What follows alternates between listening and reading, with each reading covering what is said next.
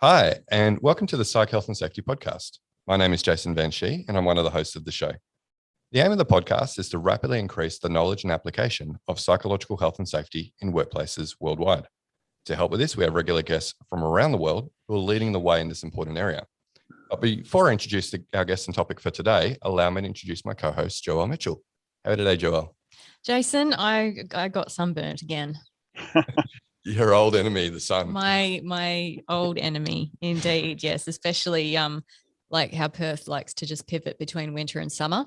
And we don't really have spring. So it's winter again today. But earlier in the week, it was summer, and it was also my son's faction sports carnival day at school. So it was a combination of sun and sport, two things that are not on my list of favorite things to participate in. But yeah, there I was observing sport in the sun. And whilst I remembered to apply sunscreen, I did, of course, forget to apply it to the back of my hands, which were in the afternoon liberally used to shade my eyes from the sun. Yes. So yeah, not the best thinking there, or not as comprehensive a plan as I could have put in place, unfortunately. Yes. Yeah. Better remember the white gloves next time. Indeed, yeah. I did. I saw there was a lady who'd brought her own umbrella for shade, so I went and made friends with her for a little while. Yeah. Clever. Yeah, so sport and sun definitely are not things that I think about when I think about Joelle Mitchell. No. Even though we worked out the other day that you're an Islander by descent. Technically, yeah. You definitely don't have the complexion. No, I do not have the Polynesian complexion that my father's place of birth would imply. No. All right. Well, hopefully you can get some aloe vera or something on your hands. And yeah, it's not too bad now. Yeah. Yeah, terrific. We need you typing away. We can't lose that productivity from Joelle. Thanks, Jason. I really care. Very much so. I'm picking up on that. Well, look, let's introduce our guest on for today. He is a professor of work, health and wellbeing at the Institute of Health Transformation and the School of Health and Social Development at Deakin University in Melbourne, Australia. He also holds appointments and affiliations with the University of Melbourne, Monash University, the University of Massachusetts, and the Institute for Work and Health in Toronto. He has an international portfolio for cross-disciplinary applied research in work and mental health, occupational health and safety, and health promotion. He is someone we've been trying, Joelle, for 6 months to get onto this podcast. But I mean, listen to that intro. No wonder it's taken so long. I know. He's a very busy man. Welcome to the podcast, Tony LaMontagne. Hooray. Thank you. Yes, I'm finally here. Yes. Better late than never. Yeah, you're a man in demand. We understand that. And we've had some shout outs, not that you listen to the podcast. You're way too busy for that. But we've had some shout outs trying to encourage you to come on. And we're glad that Angela Martin finally twisted your arm enough. That and she's got her way with me. Yes. We have to send her that check now. That's it. Finder's fee. All right, Tony, before we get into the serious stuff, are there any podcasts that you like to listen to? Well, I don't listen to too many, mostly ABC, honestly, because, I hook up to my speaker in the morning, got the ABC News on, maybe browse a few of the latest podcasts, Late Night Live or the History Listen or things like this, sounding like very much like a public intellectual podcast flavor. But I just I haven't done so many podcasts, though it's on the list. Maybe in a couple of years when I'm working less. Wish me luck with that. Yeah. And for those of our international listeners who don't know what ABC is, it's the Australian Broadcasting Corporation. Yep, that's right. Yep. So they're our public broadcaster. That's it, our public broadcaster. Carrying on despite ongoing budget cuts. Yes, that's right. Yeah, but still probably the best source of news nationally. Yeah. All right. Can you tell us all about your professional career? Oh boy. Well, it's been an interesting journey. I have a variety of degrees background. So I was considered sort of indecisive for studying botany as an undergraduate, botany and French, and then going into a PhD program in molecular toxicology, which I went into with the goal of doing political science that was political. I was inspired by the likes of people who were working out why dioxin was so terrible, to understand the Agent Orange nightmare from the Vietnam War. And but when I went there and did the science, the politics was not of interest to my department. And so I left, and then took my interest in sort of political science, if you will, to educating workers and working with hazardous substances, such as hospital workers in the basement of the hospital, the people who sterilize the instruments that we use for surgery, delicate things that can't hack steam. And so this stuff is, as you'd imagine, it has to kill microbes. And so it's a carcinogen, a reproductive hazard, a nerve gas, a nerve agent, and it's highly explosive. So this is the stuff in the basements of your hospitals. And so I went and got some grants to train these workers in those hazards and how to protect them.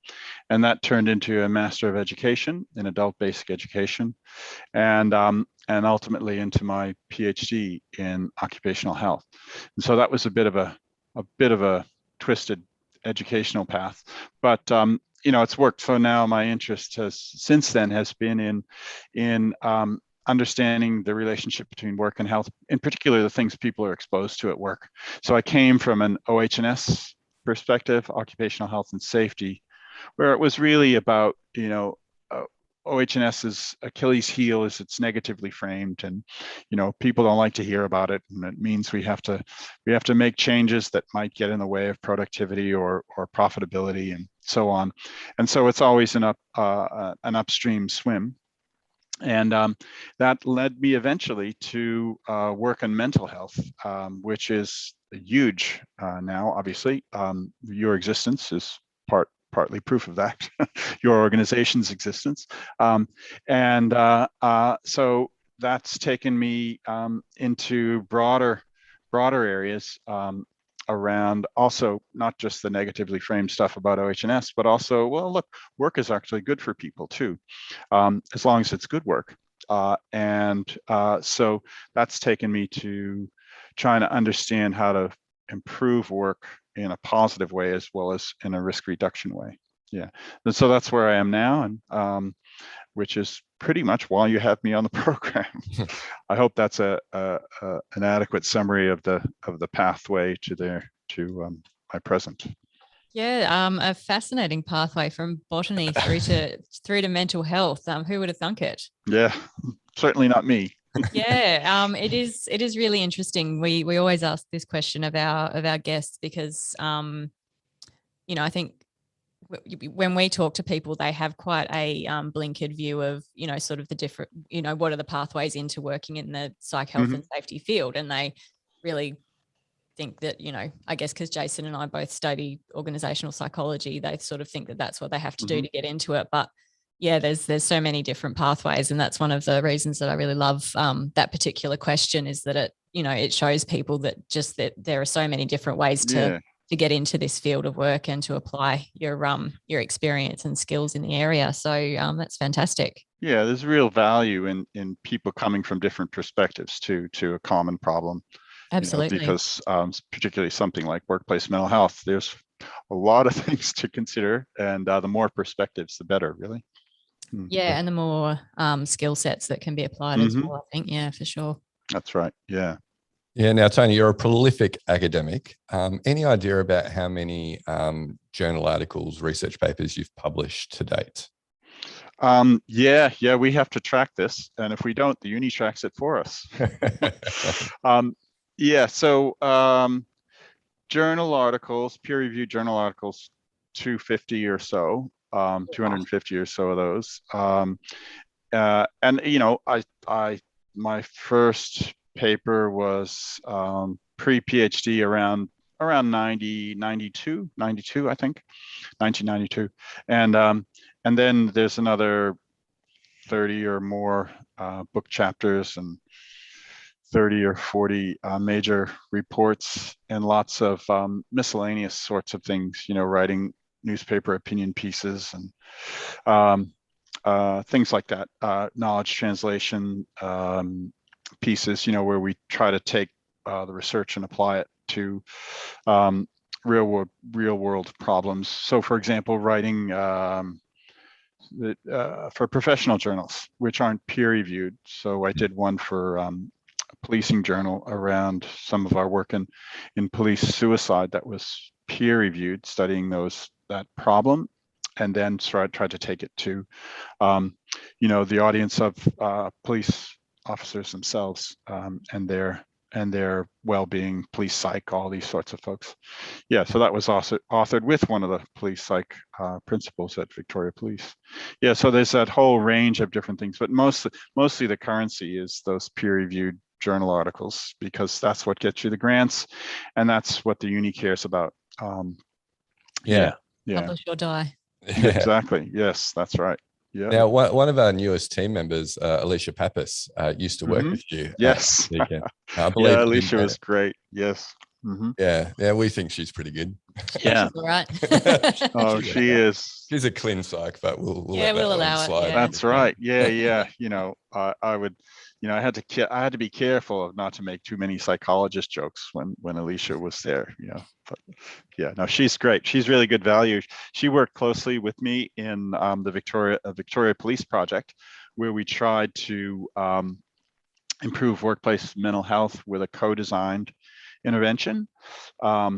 Took a couple of years of groundwork, which was fantastic to get sort of Vic Health funding, allowed us to do that, for us to get to know the sector, not come charging in with solutions, but to listen, try to learn how the sector worked, what the constraints were, what the possibilities were, not just what the aspirational goals might be.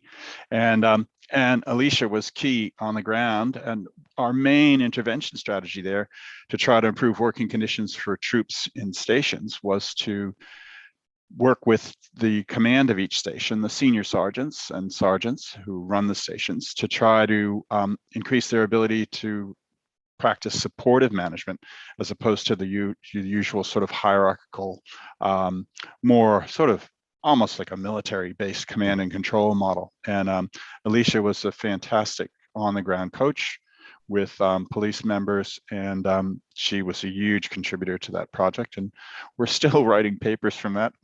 That's another thing on my long list of undone work. It seems to go on forever. But yeah, I'm still in regular touch with Alicia. I was very psyched to hear that she was working with you guys.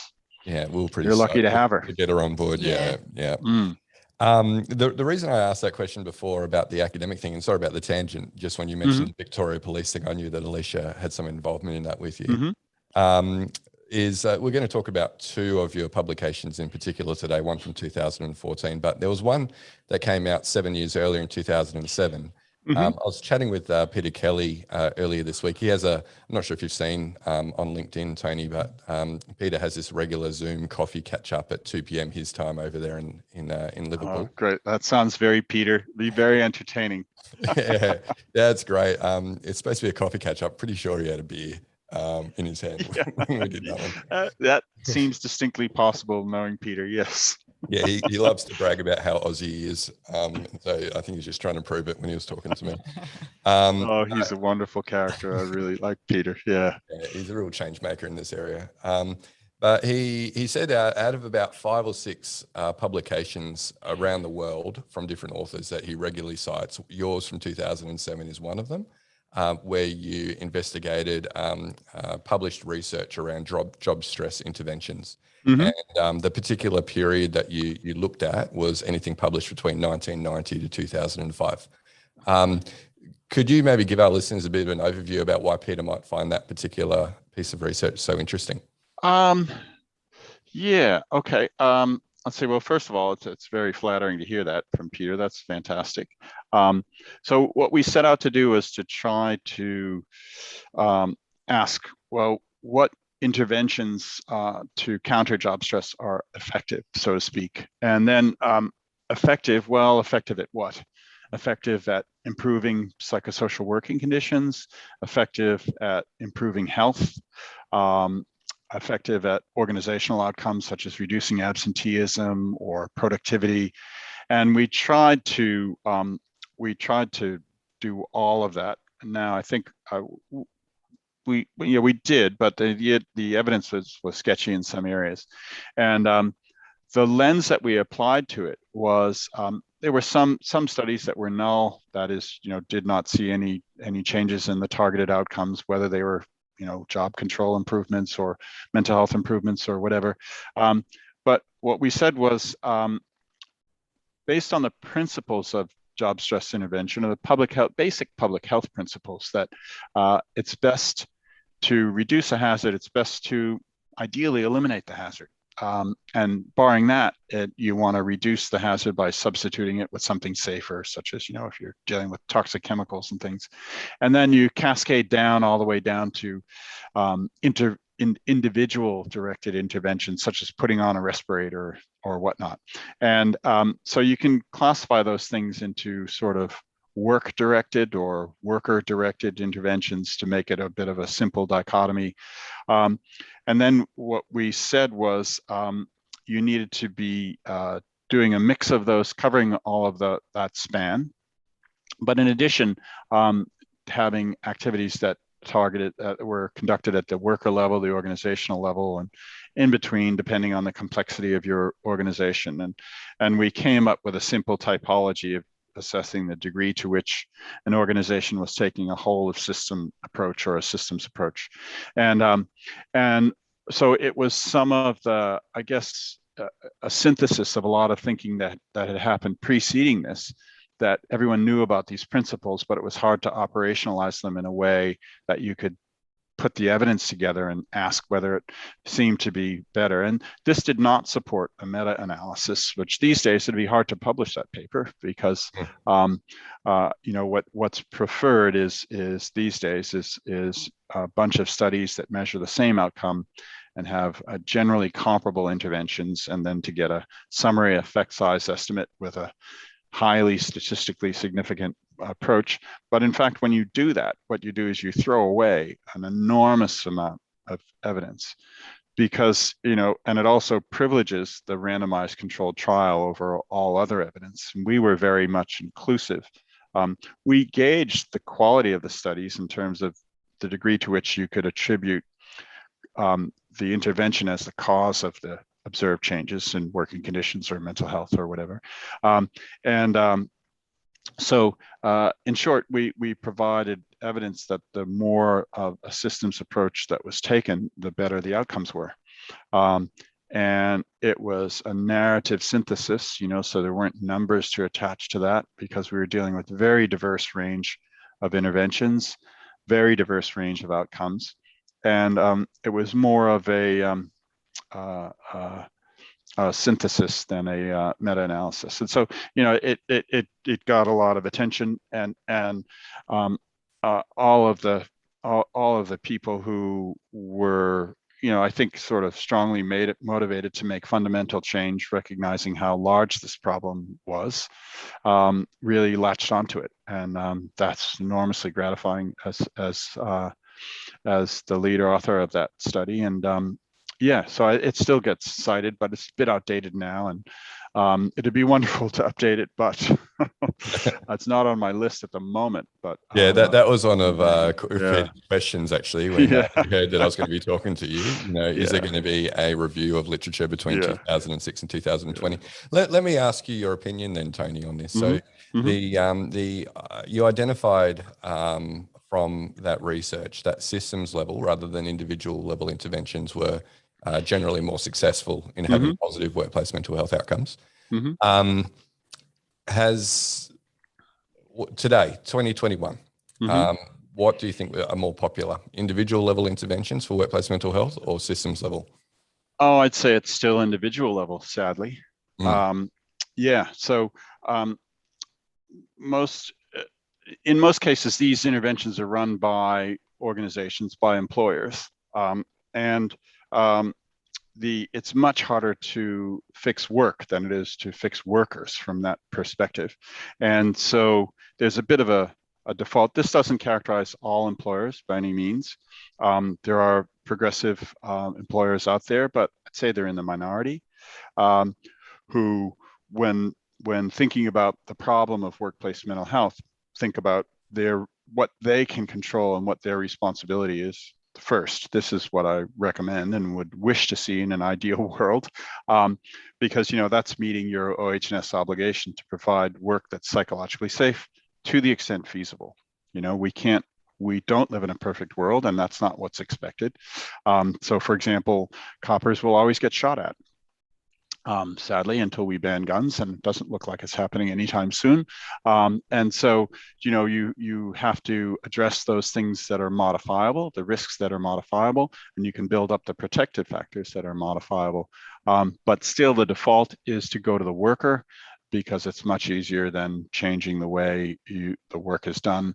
Or in fundamental terms, the old arguments that used to be had about OH&S going back some decades, but also probably manifesting in some ways here today, mostly around toxics, was, well, if we had to replace that particular chemical in our process, that would be changing our business, and we're not going to change our business. And so it really is, OH&S is dealing with workplace mental health is about the way business is done as much as it is about an individual's mental health. And so what's required is both the work needs to be targeted in prevention and control efforts, and the worker as well. The worker has a role too. But sadly, some years ago, when we did a qualitative study around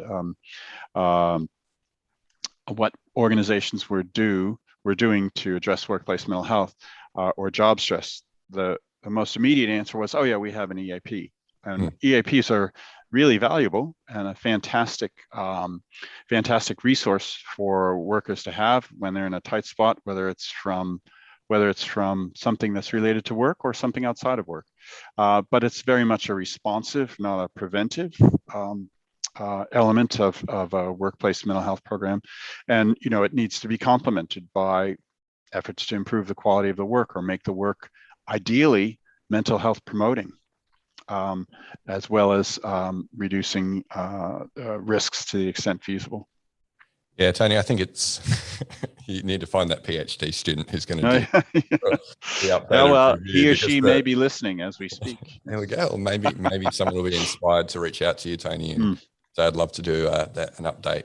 You can tell Peter I have 100 papers for him to review. So that might temper his request. I'd say so. Peter doesn't like reading too much, so he likes talking. He loves talking. That's wonderful. That's great. I love that comment from Peter. Is very flattering. So, Tony, we're going to ask you about a few different models of psychological health and safety, or workplace psychological health and safety. Before we get into that, I thought it might be useful if you could explain to our listeners why they should care about models in the first place, why they should actually be framing their psychological health and safety strategy on a model. Yeah. So a model or a framework for addressing workplace mental health is just a way to organize your efforts and a way to understand the problem. So in short, for a workplace that's keen to be on the front foot with respect to workplace mental health, you got to understand your needs, and then you got to decide what actions to take.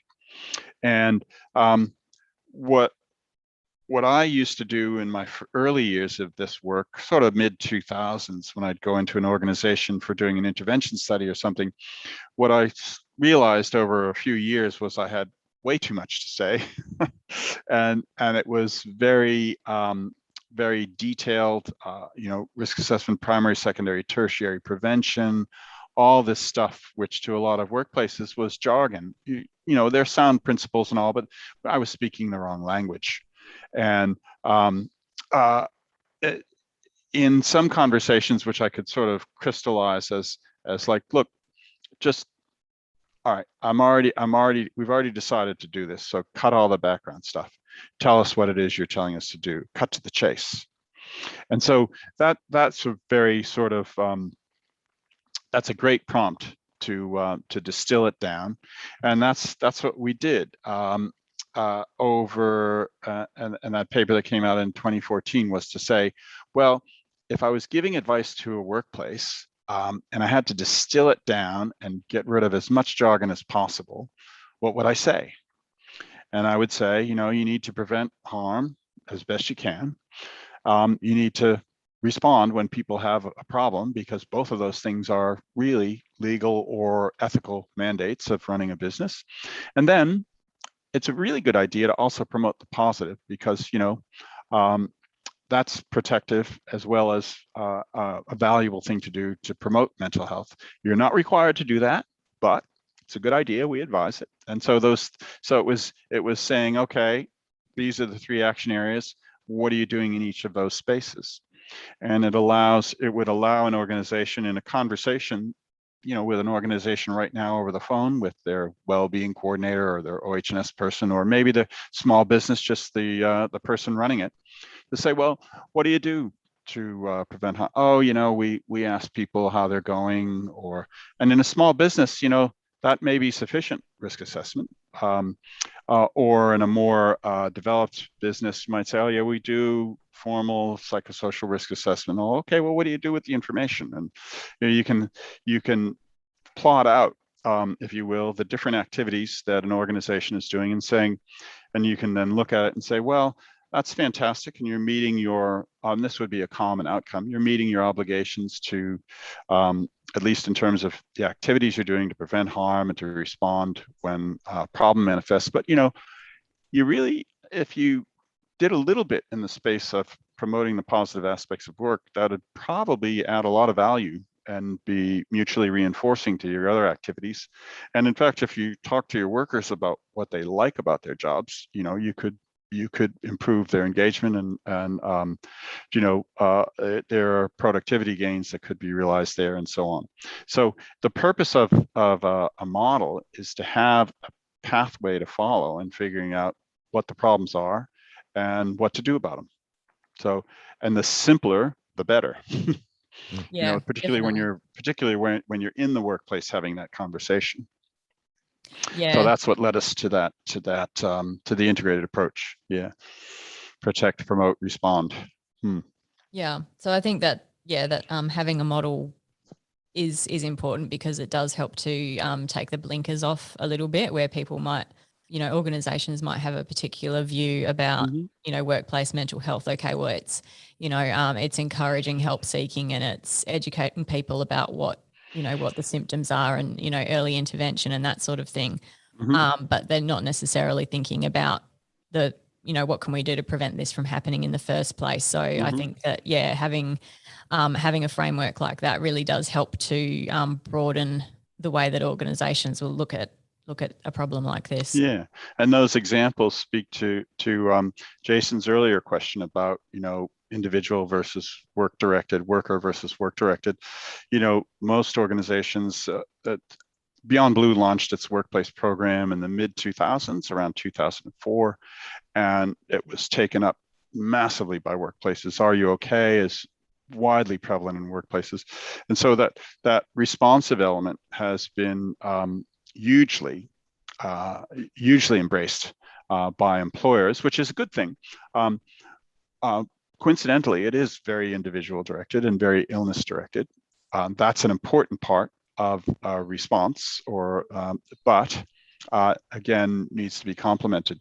But so having that framework, again, a model or a framework says, well, yep, you're kicking all sorts of goals at this responsive end, but you need to be focused. What are you doing about the work itself?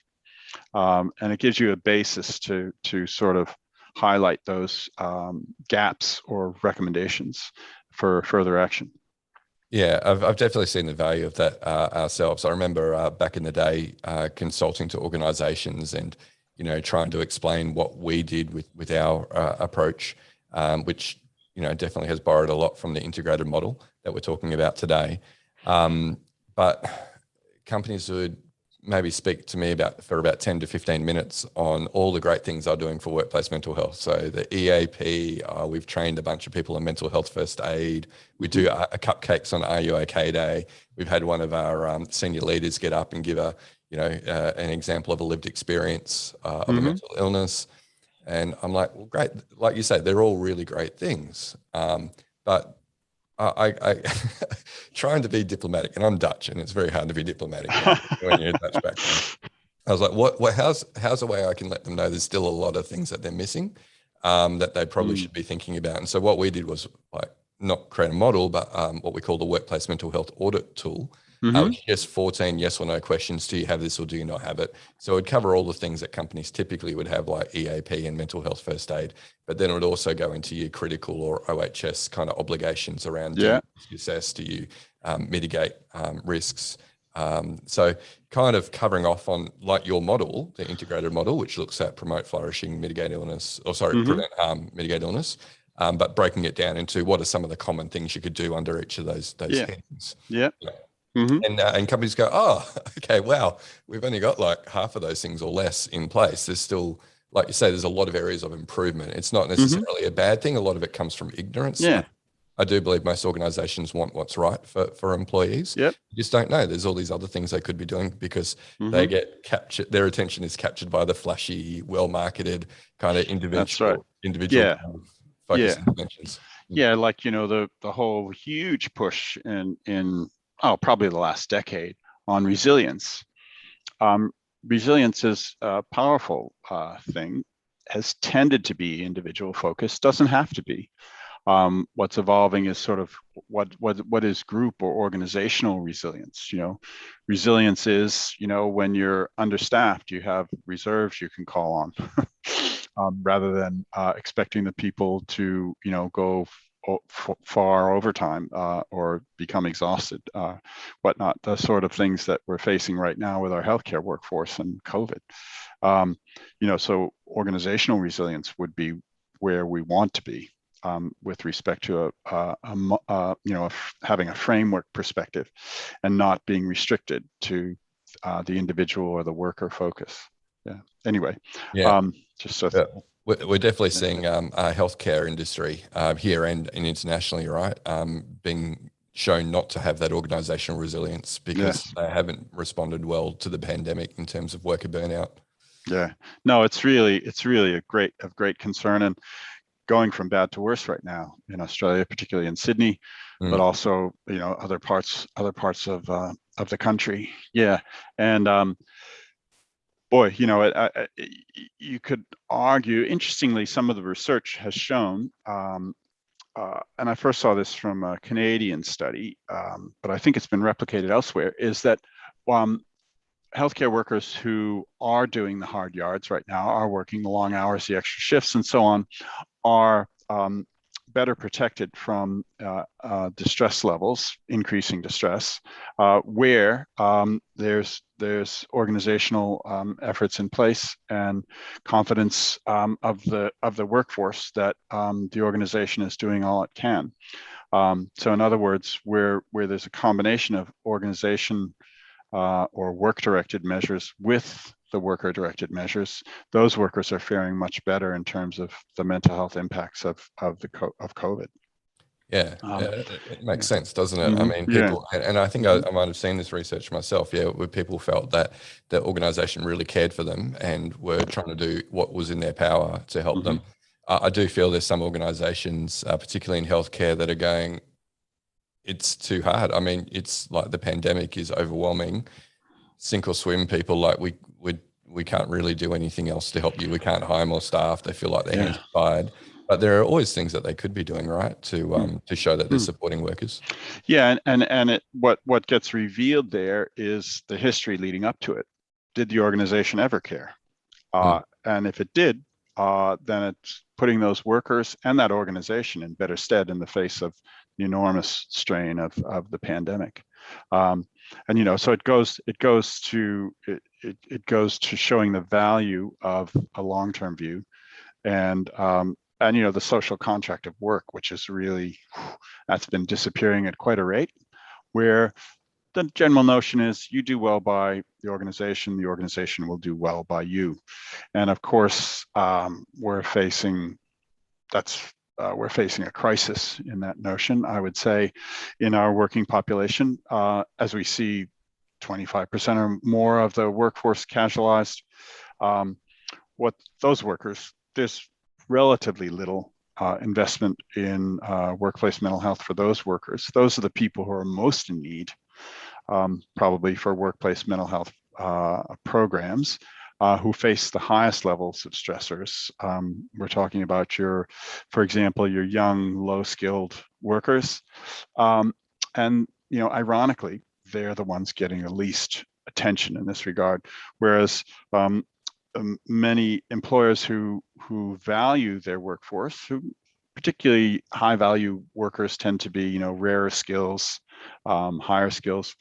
There's no challenge in getting workplaces to do all sorts of things to retain and engage those workers.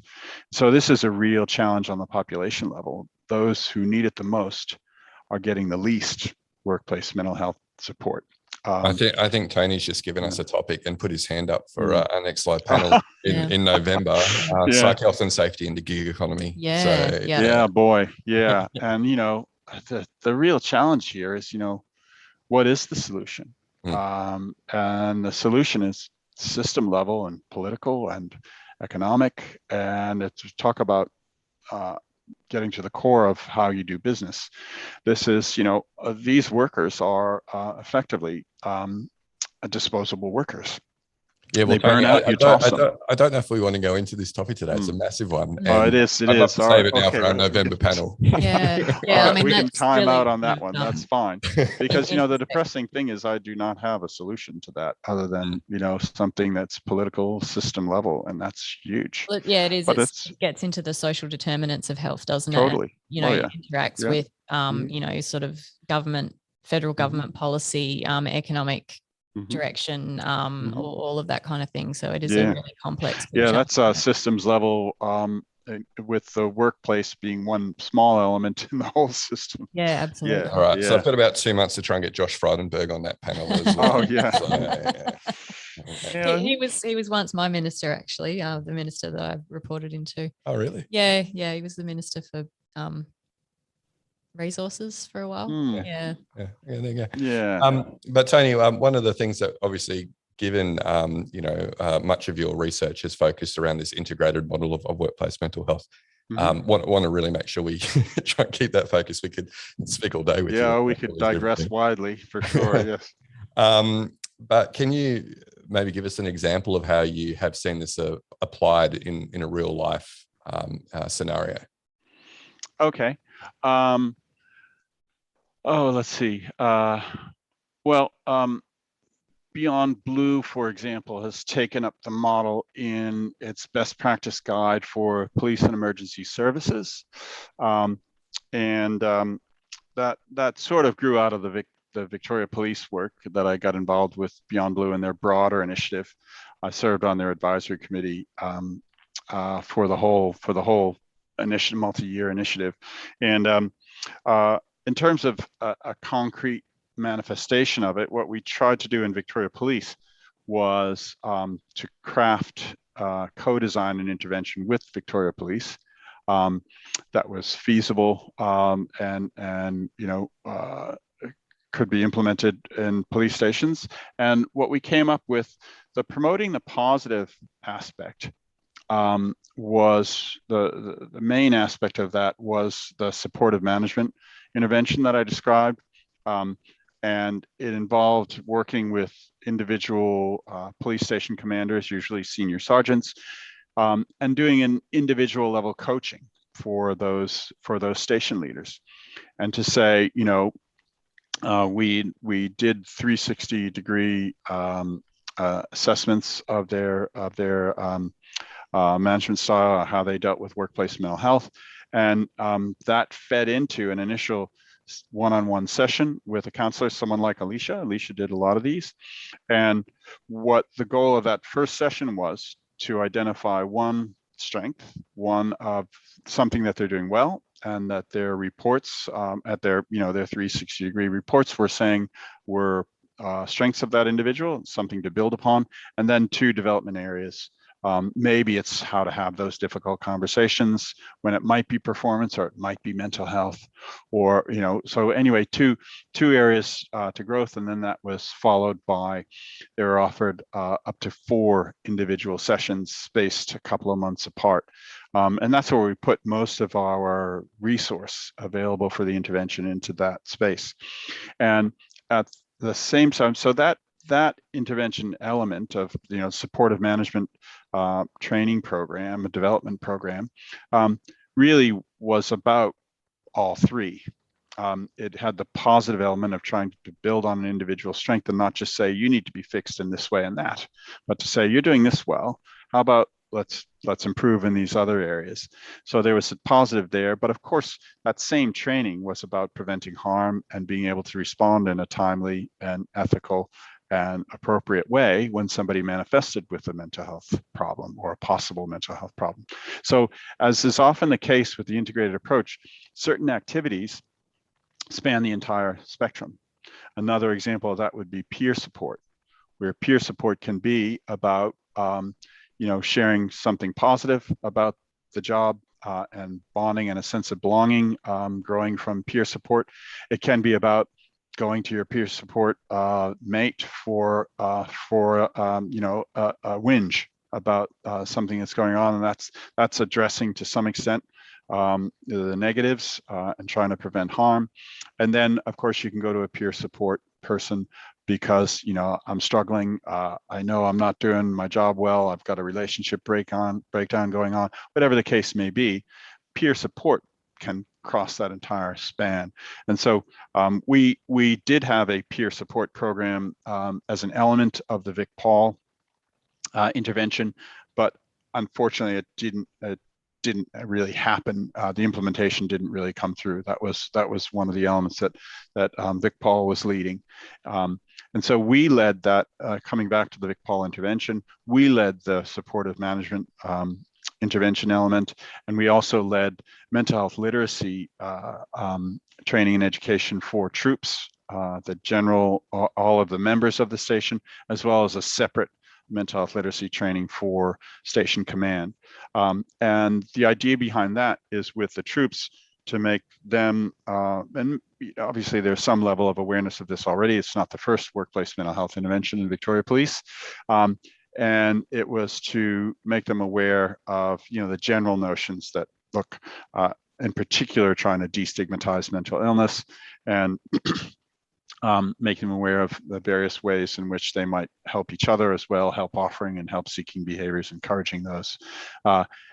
And to the extent that those workers felt better social support from their supervisor, which would be how we would measure it in job stressor terms, as social support is a powerful buffer of the job stressor mental health relationship, right? That was how we anticipated linking those 2 elements together to improve workplace mental health. First, improving the perceived social support among the workers, and that in turn, in theory, would improve mental health.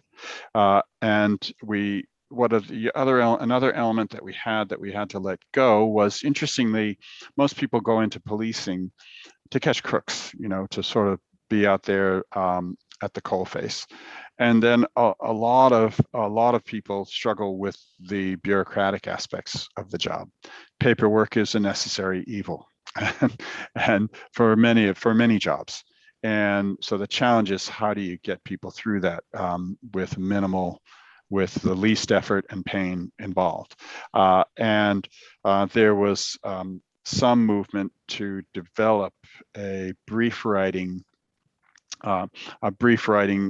skill development element that also fell over, sadly. But that was another, going with job stress, it's often about sort of targeting the negative, but it's also can be about helping people to do their job better so they aren't distressed when they're not doing a good job.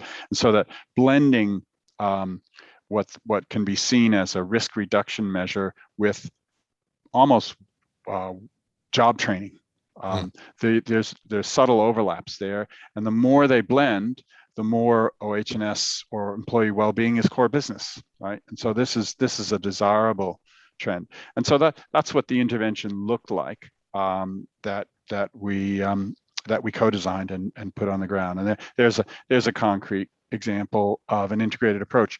Doesn't do everything, and you can only take on so many activities in one initiative. Over time, you would hope that your organization would try different things, and you might emphasize, you might have campaigns, or you might have a program that serves only a particular segment of your workforce, and that's fine. And then you might have something for other segments of your workforce that are particular interventions that don't serve everyone. Whereas mental health literacy is a generalizable construct, and everyone can receive almost the same training. But when it comes to optimizing job control, boy, does that look different for you and me and a convenience store clerk and a police officer. So this is the real challenge with the prevent harm and promote the positive end. That needs to be tailored to the person's job and the person's context. That's where a lot of employers really struggle. And for good reason, because there's no simple solutions and there's no single solution. The problems and the principles are universal, but every solution is unique. Yeah, there's so much great stuff that you said there, Tony.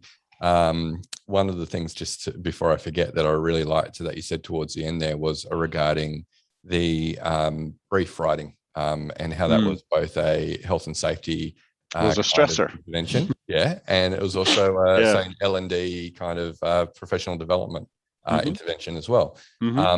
We talk often on the podcast about the need for health and safety and HR to work together. And that's a prime example where a stressor has been identified, maybe by health and safety. Okay, it's workload, but the specific aspect of work that's causing people angst or stress is this brief writing bit. If we put this control in, which is actually an L&D control, then we should be able to monitor a reduction in stress because of this particular reason, right? So yeah, I love that. A really great example of how health and safety and HR would work together there. Yeah, and that came out of qualitative interviews with probationary constables. And the preceding, and I'm not sure how much it's changed, honestly, but preceding the project, the response to this was punitive. You got behind on your briefs, and so the problem for some people that exacerbated the problem, because they couldn't ask for help.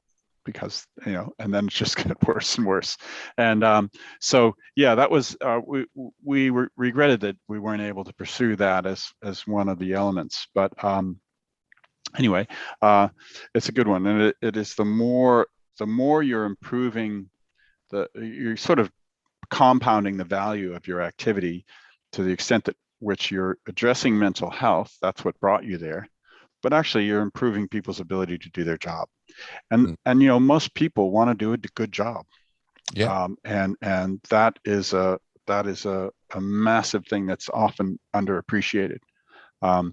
We all hear about the bludgers and the all this, but that's a very small proportion of people in a given workplace. Most people want a bit of challenge and they want to do a good job, and that's where people get positive from work. You get self-efficacy, you get pride. That's the stuff that we want to be working on, as well as reducing risks. Well, because those are the protective factors for mental health as well, right? If you're able to achieve in your role and feel like you're performing at the level that you're expected to, then that is a protective factor and a buffering factor. That's right. And so it has this double value. So Catherine Page did a piece of work. Have you had Kat on the program yet? No. Oh, well, you can add her to your list. I can dob in all sorts of people now. It's great. Well, Catherine was a postdoc with me. She's now working at NAB, I believe. But Catherine's an org psych trained PhD, and she did a really nice piece of work when she was working with me for a time as a postdoc, where we looked at positive mental health as a buffer between the effects of job stressors and mental illness or depression, anxiety symptoms. And what you see is that, yes, indeed, positive mental health or well-being is a buffer, and it decreases the magnitude of that relationship between stressors and mental illness or mental health symptoms, mental illness symptoms. And so, as well as promoting the positive to promote well-being, you're also preventing illness. And so it's just sort of this compound value again. And, what's nice about the integrated approach is the closer you look, the more overlaps there are. And what that means is, ideally we would identify strategies that are the best intervention elements are those that address multiple threads: preventing harm, promoting positive, and responding to problems. And those perhaps would have the greatest value. Yeah. Interestingly, in that Vic Poll example, you said the main intervention was at that line manager level. And I feel that, from my experience anyway, that's the piece that's often the most likely to be missing out of most organizational strategies. It's either let's do something very much focused on the individual and around resilience or self-care, or let's do something using our employee engagement survey data and we'll just do a global level intervention, like you say, like mental health awareness training, for example. But they really miss out that psych hazards are very different from group to group, and a lot of that is it's because of the leadership styles or attributes or the team dynamics. So you really need to get down to that line manager level if you want to have an impact. Yeah. And, again, the challenge is that for each, almost, I exaggerate to make the point, almost for every individual, there's a unique workplace mental health program.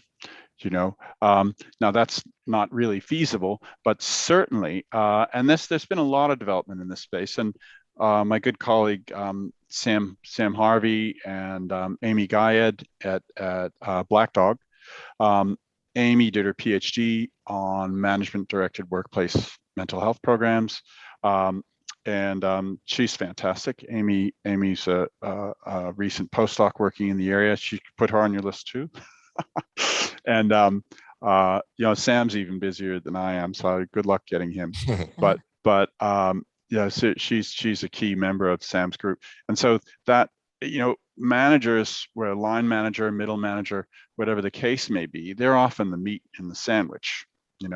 They want to do well by their employees, but they're under, productivity and performance pressures from above at the same time. And so they've got to be able to juggle those things. And they are the coalface for their supervisees. And, so the tone that they set has a disproportionate, effect on the psychosocial work environment of those people, I would say, compared to, higher management, people who are more distal to the workers in that particular business unit or department or what have you. So it's an important area. And this is why for example, going back to the Beyondblue workplace program, right from the start, there was sort of a 2-hour general awareness and to some extent skill building program on helping behaviors for general employees. And then there was a half a day for managers, because as a manager, you've got ethical and legal mandates to think about. One, the OH&S, it probably tended to dwell more on the anti-discrimination elements. Again, more of an illness focus coming from Beyondblue. And that was recognized from the start in that regard. And Beyondblue, to their credit, that same that paper, the 2007 systematic review, came out of a report that I did with Vic Health Funding on job stress in Victoria. And we did so it was sort of a book length thing published in 2006, and then I carved up the papers and published them as peer reviewed, and that's where that review came from. But what Beyondblue's credit, Claire Shan, who was the manager of the workplace program at the time, Claire saw that report and she gave me a call and said, well, how about you come over in here and talk to us about this at Beyondblue. Claire had recognized that obviously work has a lot to do with workplace mental health, but the Beyondblue program in its initial form was very much illness focused and came from a psychology, psychiatry basis. Nothing wrong with that, but it didn't address all of workplace mental health. And so to Beyondblue's credit, then that created a collaboration between Claire and I that brought those work-directed intervention into the scope of that program as well. And that collaboration with Claire continues, though she's gone to various other places, including Movember and beyond. Yeah, it's great that they brought you in. We do see quite often that there's these public health kind of mental health organizations or even digital tools, right, that try and get jammed in and then said, oh, no, this is a workplace mental health tool now. But it very much comes from that individual or public health kind of approach. So there's definitely some clear differences and other things to consider when you're trying to make a workplace mental health intervention or program versus just taking something that works well in direct to consumer and then just trying to go, well, this is now a workplace platform. Yeah, that's right. Yeah. It needs to be, as an element of a program, that's fine, as long as you're complementing it with other things in order to cover, the full range of whatever framework or model you're applying. Yeah. That's where you come back to the framework or the model again, to see, does this answer all the questions? No, not quite. So what else do we need? So you've sort of alluded to this a little bit, but I wanted to just explore it in a bit more detail, I suppose, the commonalities between your integrated model and the public health model that talks about primary, secondary, and tertiary control. And obviously that's the model that's been referenced in ISO 45003. Would you say that there are significant differences between those models, or can they largely be sort of used interchangeably? Between primary, secondary, tertiary, and integrated approach, do you mean? Yes. Okay, yeah. Well, primary, secondary, and tertiary applied to psychosocial risk in the workplace, which is sort of the public health response, OH&S based sort of approach to workplace mental health, completely ignores promoting the positive, right? So it's like, bit of a gap there. And so I'm not sure actually about the ISO standard. I know, for example, the Canadian standard does go into promoting the positive to some extent, though not very strongly. It's still very much risk reduction focused, not strength promotion focused. And so this is why we thought we needed, a different framework for it needed to be bigger than OH&S. It needed to be bigger than risk reduction. That's the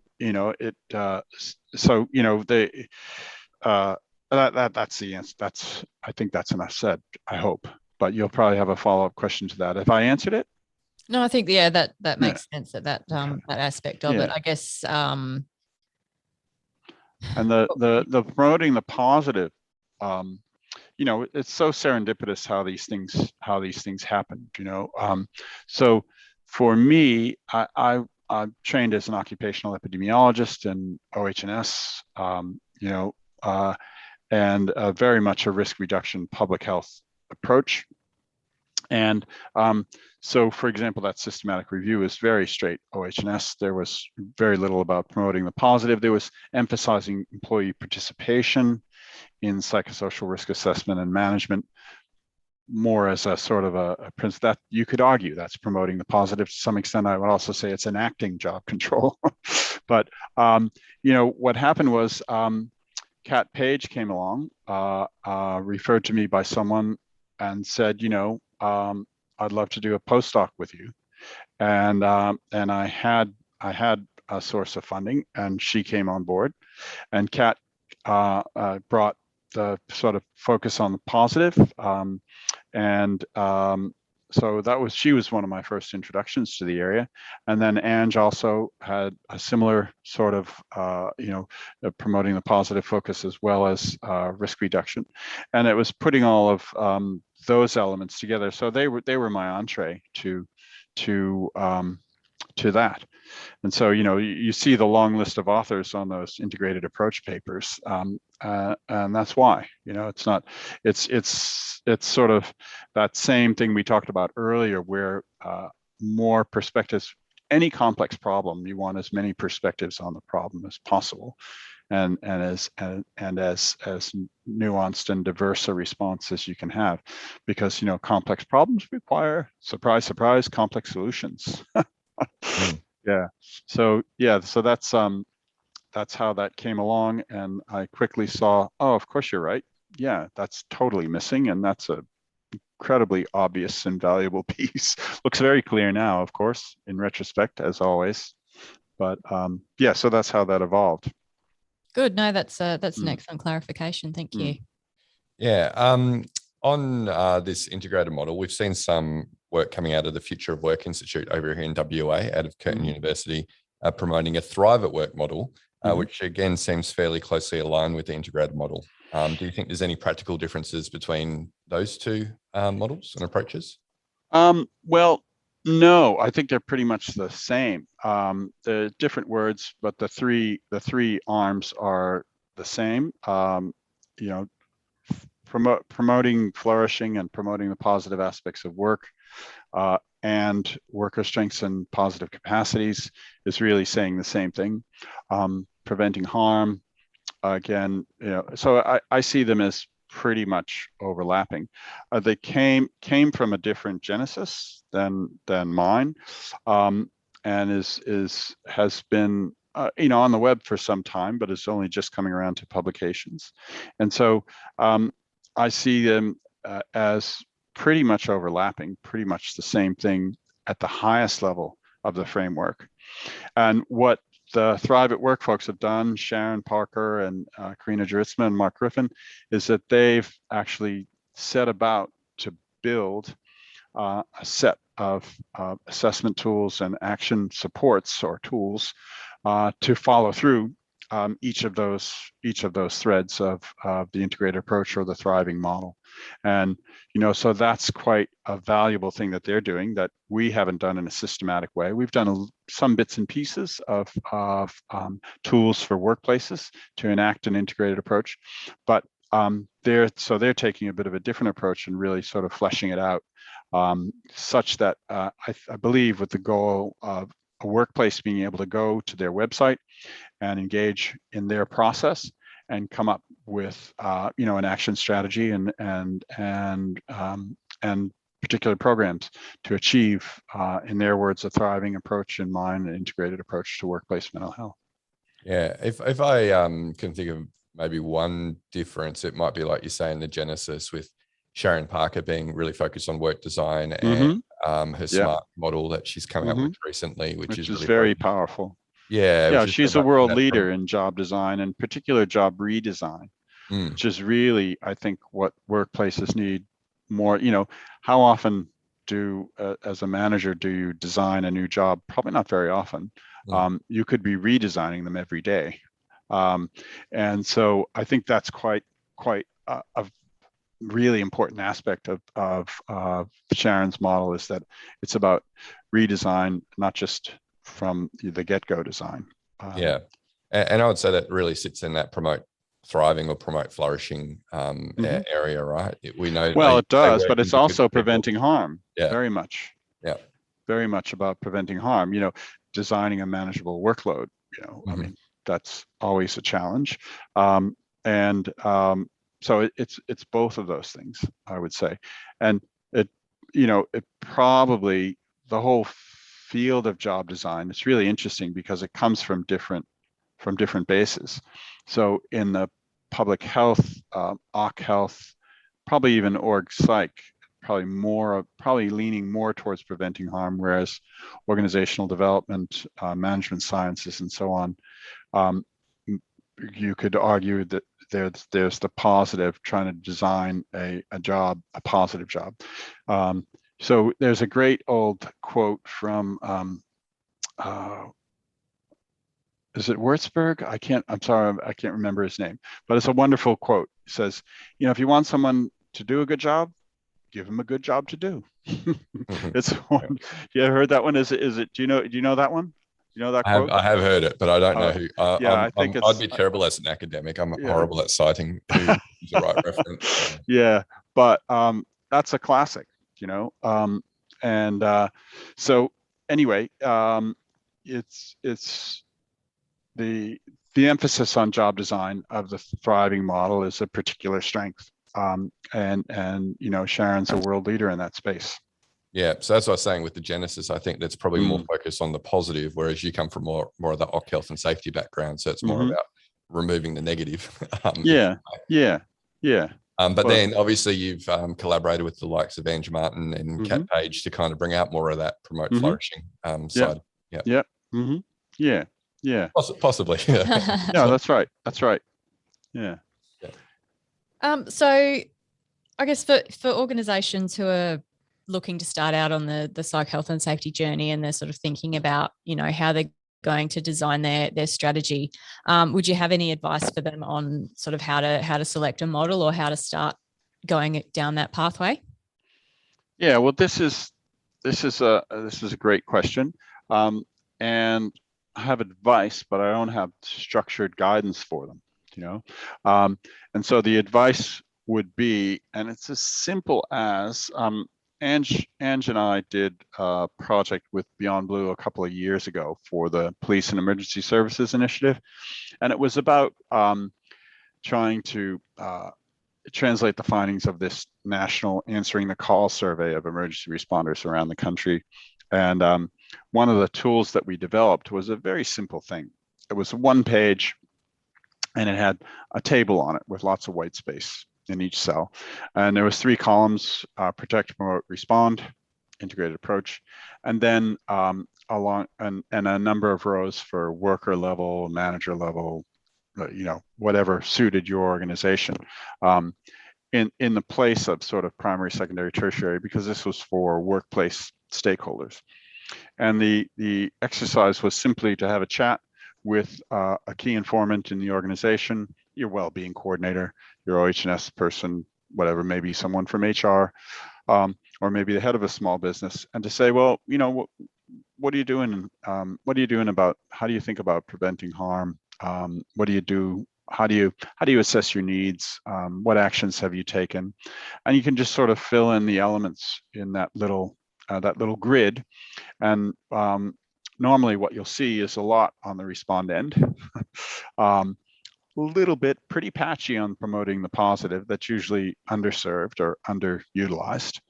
And then you'll see something invariably in the preventing harm, usually around assessing psychosocial risk one way or another, maybe not exhaustively, maybe that isn't followed through to risk management, but that's sort of a quick diagnostic, quick and crude diagnostic to say, well, look, it's sort of a big white area over here. Let's think about what you could do to complement your other activities in that space. And that was sort of a starting point. That's sort of a very crude version of what you've described as your workplace audit tool. And so that's a place to start, and a simple question to ask yourself as someone in an organization with the responsibility for looking after workplace mental health. Well, what are you doing in each of these areas, each of these 3 areas, which I think people can answer. It requires some conversation and clarification and all, because obviously when someone, we have a peer support program, where does that fit? Well, actually that covers off all 3. That's great. That's a good one. So people, that's quite good. So in that process, what you're doing is you're acknowledging the work that's been done and not coming in assuming nothing has been done, which can be a classic mistake people sometimes make, coming in with all the solutions without any idea of what's been done beforehand. I mean, this is sort of 101 stuff, but you guys know this well and truly, but it still happens. And so that simple exercise is a way of trying to get a sense of where the organization has been, where it's trying to head. Maybe they say, we've planned this program, but it hasn't come in yet. All right, well, let's put that one in there. Let's put it in brackets because that's in train. That's great. All right. And so, I think, for example, the Thrive at Work program, that's been designed for organizations to use in this way. And so, that's a great port of call to actually, for an organization who's got the willingness to get into it. That's a great place to start right there. So it almost sounds like you're talking about some organizational cartography, sort of mapping out what's there and looking for where the right places are, and trying to find something to fill those ones. Yeah, that's right. Yeah, crudely, it's needs assessment. And in a business sense, you could be assessing needs for health or well-being, or for business performance, or customer satisfaction, or anything else. So it's sort of that that trying to find the common parlance to talk about these things has been really important, because the area is just loaded with jargon. Even well-being, what does that mean? Oh, let me count the ways. Workplace mental health, what do you mean? Do you mean depression? Do you mean risk assessment? Do you mean activities? Do you mean state of things currently? Do you mean stressors? And so it's quite a complex area. Even for us academics in the area, we get caught up in the jargon. So imagine out at the coalface, where someone's trying to do their job, achieve their organizational objectives, whatever those are, run the business, and they want to learn the nuances of our jargon. I don't think so, and nor should they be asked to. It's our job to translate it for them to terms that are useful and understandable to them and actionable by them. And that was the sort of the goal of coming up with the distilled version of what to do, was the integrated approach. So I've pursued it mainly in a research way, and not so much in how do you operationalize that for organizations. Some of the things that we have developed have been, I've done a lot of work with mental health first aid. There was Natalie Bavopoulos, who did her PhD on adapting mental health first aid guidelines to the workplace. Important insights, such as, if you're the supervisor of a worker who's having, a panic attack or whatever, you're probably not the best person to provide mental health first aid to that individual, because, what you learn about their mental health condition, you will never unlearn. It could be discriminatory down the line. I mean, that's a particular example, but these sorts of things of thinking through, how to protect confidentiality because of the workplace relations and power relations that are ever present in workplaces. And Natalie did a great PhD on that, and we published a number of guidelines that are on mental health first aids, how to return to work ideas.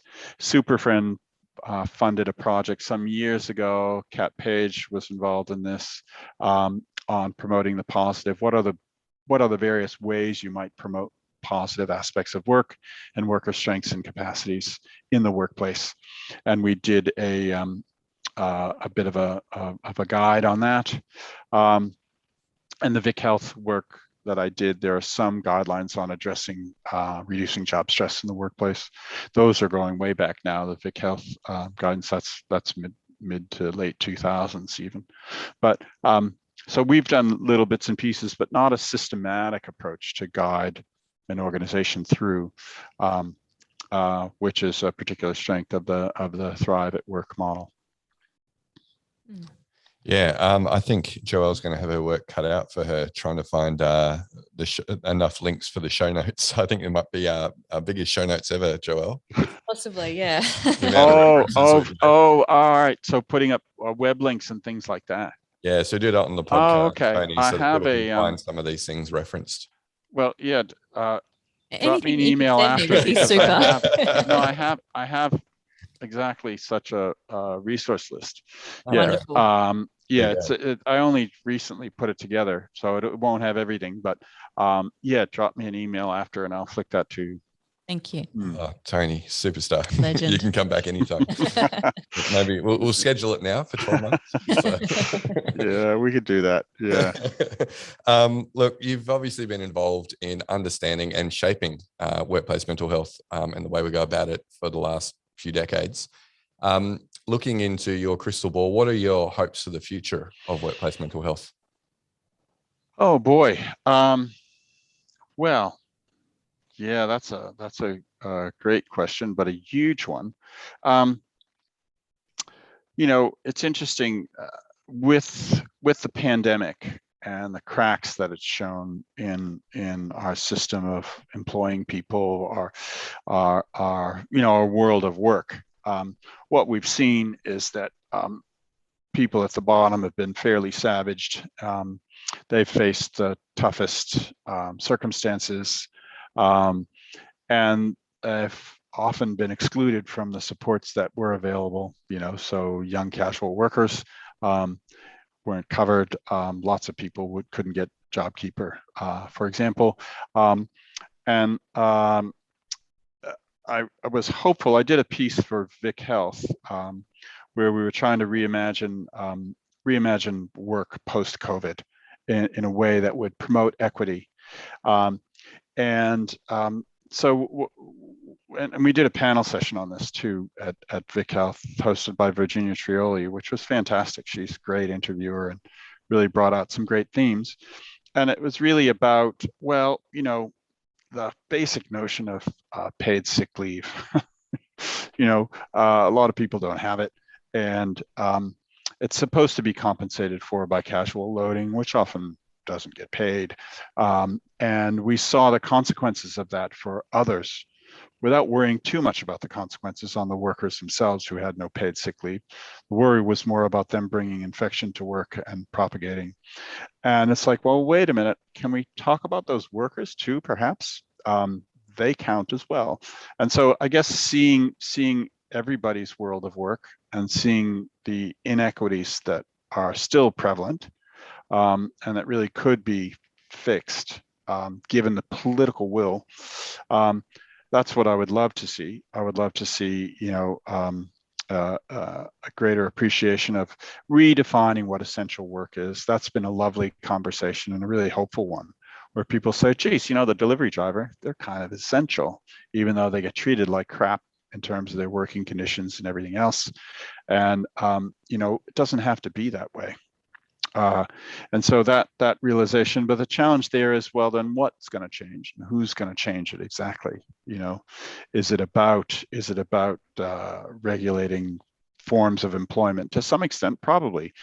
Do I have that exact answer, the specific answer to that? No, but that's a project that should be undertaken. And I think it is being examined in some places. So for example, in a week's time, I'll be giving an invited talk to the Senate Select Committee on Job Security.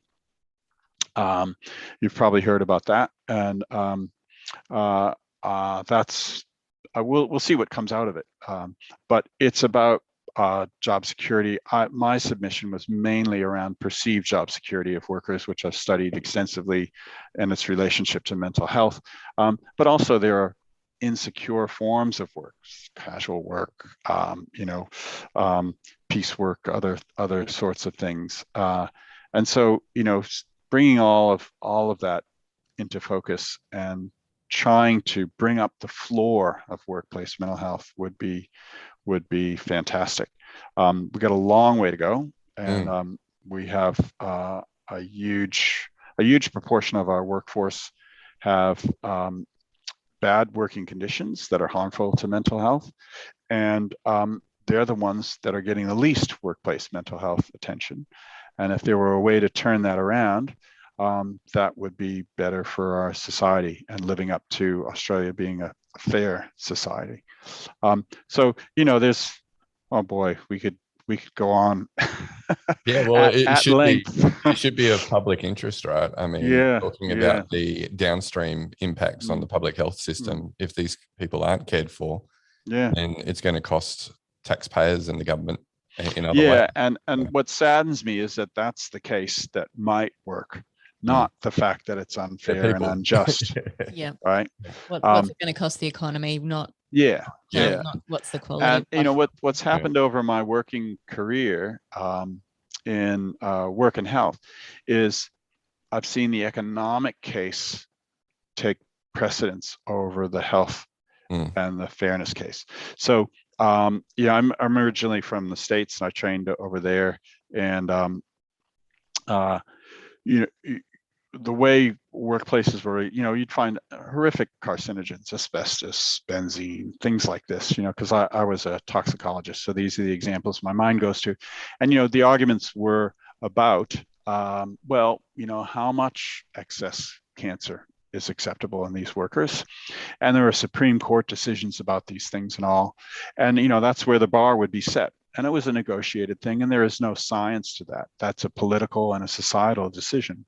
But it was about health and what excess of disease we would accept in relation to work, caused by work. Now, you're much more likely to hear that this is about the costs of the illness to the workplace, or the costs of the illness to society. And we've kind of lost track of the justice element and the fact that we're supposed to be providing work in our society that is not harmful to your health. Ideally, I think there's a resurgence. We're talking about, we just had a live panel this week around sustainability, and ESG is obviously high on the board's agenda at the moment, and that triple bottom line, right? It's not just the economic, but it's also the the impact they're having on employees and communities as well, right? Yeah. So I think it is coming more up, but I definitely agree with you. Your summary there, that it's companies are more driven by economic factors rather than people factors or moral. Yeah. And what level of for example, you take just it's overseas, but Jeff Bezos and Amazon. Is there a reason you can't pay those people decently? He's got enough money to go to the moon. Rocket to go to the moon, yeah. No, but they've got mindfulness booths now. So. They do have mindfulness booths, yeah. My God. To go and have a private. And this, this is well, I'm glad you mentioned that, because this is one of the real. This is what really bothers me about overly individual approaches. When you go and you somebody's in a degrading, demeaning job, and that's bringing their mental health down, and then they're given resilience training, and the resilience training doesn't really do the trick. And that individual, if he or she isn't well informed, and many people aren't, might think, well, it's actually, I really am a loser. It really is my fault because they offered me this solution and it didn't work. Well, that's criminal. That's criminal because that wasn't the right solution. And so you can actually compound people's distress by offering them a solution, and by either implying or telling them that they are the solution, and it fails. And so it can actually reinforce the harm of that work by putting in place an inappropriate and ineffective solution. So I would argue that in business ethics, the first place to start is your responsibilities. And a lot of employers understandably have been scared by this workplace mental health thing, less so now, but say go back a decade. It's like, what are you telling me? I'm responsible for people's mental health? No, you're not.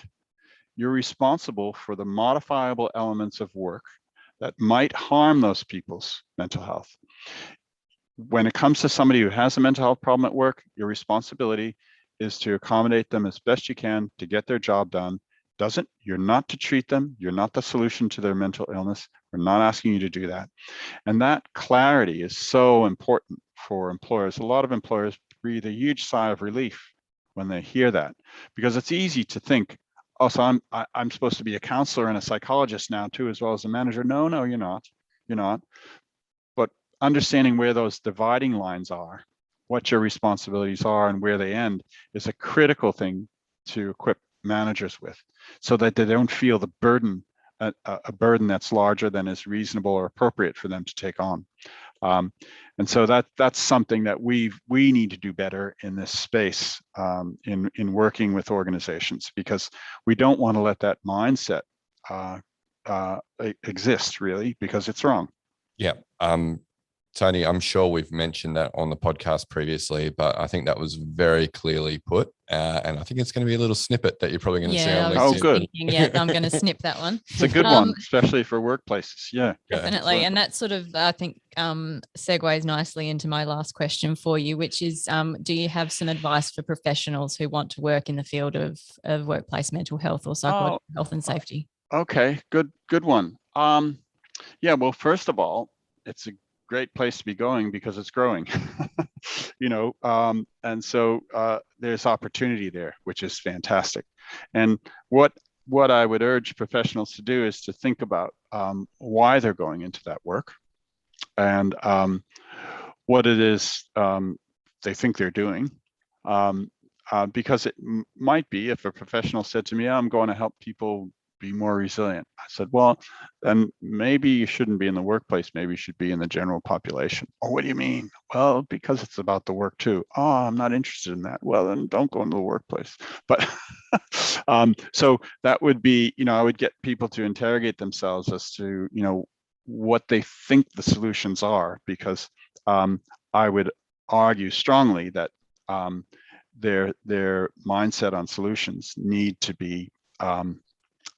to embrace some model that has legitimacy. It doesn't have to be the integrated approach or the Thrive at Work. Could be some other model. Personally, I think ours are the best currently because they bring all diverse threads together and distill it down. But I'd get those professionals to think about why they're going into it, and to try to what I would love to see is more sort of in the professional training for such people, what are the ethics? It's my view, it is unethical to do resilience training in a shitty workplace that's got terrible working conditions and ignores those working conditions. I would argue that's ethically egregious to do that. But it happens.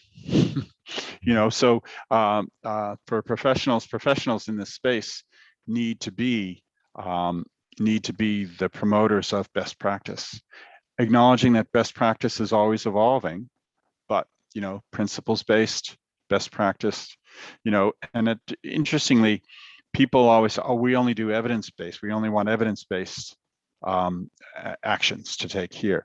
Well, we're not in the field of clinical medicine where we can do a randomized trial on everything. A lot of what we do is principles-based, and there is nothing wrong with that. We seek the evidence to support it and improve practice, but no, we can't do randomized trials on everything. It's not going to happen. And we need to come back to principles and draw those principles from various sources and bring them together and find the congruence.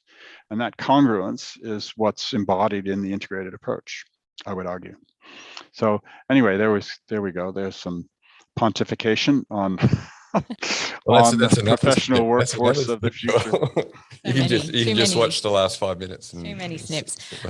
Look, I think that's a really interesting point, and something that Jason and I have discussed as well is that you get, I guess, people who are well-intentioned but not well-informed. Mm-hmm. And they'll find a solution and think that it's the solution, and particularly, if it's very well marketed, but they don't. A lot of that out there. Yeah, and they don't have the requisite training or knowledge to be able to actually evaluate that particular product or mm-hmm.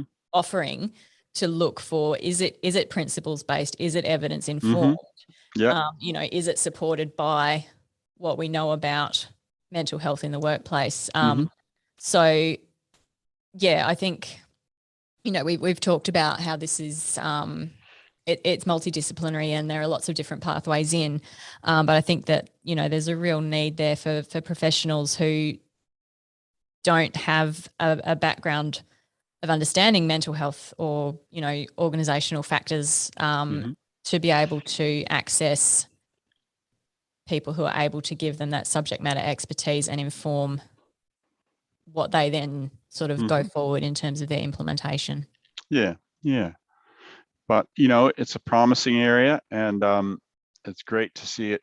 It is really gratifying to see the attention. Look, we've named all the pitfalls and all that, but looking back 10, 20 years, work and mental health, I can remember a discussion with one of my WorkSafe authorities. When I talked about work and suicide, they said, we don't talk about suicide. That was the mid 2000s. That was how head in the sand we were just 15 years ago. That is now well established, I'm sorry to say, a link between work and suicidal thoughts and behaviors and mortality. You know, we have come a long, long way, and the trajectory is positive, and that's where, you know, that I want to end on a positive note there, that the direction is in the right spirit and in the right the right way. So hopefully we'll stay on that path and have a little more success even than we have thus far. Yeah. Well, that's a great ray of hope to end the podcast on, Tony. You definitely disappoint. We did talk in the before we hit record today that we might have a long episode, given how long we've wanted. Oh, have we? Have we? Podcast. I think we. Oh yes, we have. Oh my gosh, we have had a long episode. Time flies when you're you're having having heavy fun. editing there, slash and burn. Yeah. We will not take a single word out, Tony. Not even some of the cuss words you use. Sorry about that. Apologies to those who are offended by that. That's just a bit of passion. Yeah, a little bit. Yeah, no, really great to hear that, Tony. I mean, we do hear quite a bit where, you know, there is this solutionism around workplace mental health. Oh, I've got an app that will solve that, or here's some training that will solve that, or, you know, whatever. Really great to come back to that model that you've been talking about, the mitigate illness, you know, prevent harm, promote the positive. If we can cover off on all of those and hit the multi-levels of the organization, as you say, I think, you know, and you're on your way. Yeah, that's it. It's workplaces can improve immeasurably, you know, the working conditions for people and the positive mental health benefits that will arrive from that. And it should be good for business. It'll be a place people want to work. And those sorts of places, people do better work. Yeah, that's it. Yeah. So thank you so much, Tony, for your generous amount of time that you've given us today for this podcast episode. It's been a ripper. We will be my pleasure. We will be publishing some short clips from this on LinkedIn, probably for the next week after this comes out. So you'll be able to find them on the Flourish DX LinkedIn page. Don't forget, you'll also be able to watch a video if you like on the Flourish DX YouTube page. If you are on LinkedIn, you'll find Joelle and myself are on there. We'd love to continue the conversation, so feel free to slide into our DMs. Tony, are you on LinkedIn at all? No, I'm not. I'm a social media agnostic. I'm not a Twitterati. I'm not a LinkedIn. I can barely keep up with email and phone, honestly. I'd be driven to distraction. Yeah, I'm easily distracted already. This T LaMontagne on TikTok, that's not you then. No. TikTok, that'd be hilarious. Yeah, I have a few dance moves, but they're not on TikTok. Yeah, terrific. Well, look, listeners, thanks again to our generous guest, Tony.